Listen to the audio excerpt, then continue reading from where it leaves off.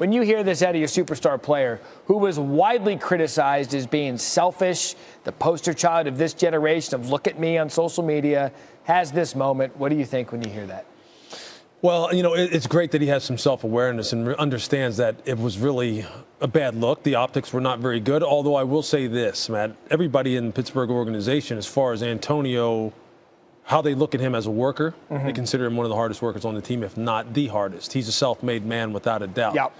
But those kind of antics you see based on what Mike Tomlin's comments were, that they're starting to wear a little bit thin with him, although ownership has kind of said, look, they're just kind of minor occurrences, which is interesting to hear those two varying opinions of the top dogs in that organization, so to speak.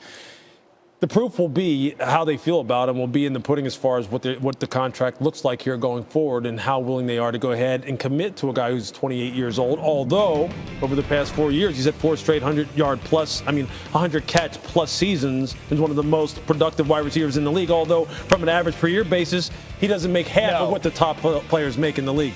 It'll be interesting to see how they wind up really expressing how they feel about him from a money perspective. Cap, let's go contract standpoint. 1 year left on the deal. What are you hearing about the team and the organization working out an extension? Matt, a couple things there. First of all, they pledged for over a year now that they were going to address this. Remember, the Steelers do not do deals almost always, save for Ben Roethlisberger, if a player has more than 1 year left. So they're going to wait till now and do it.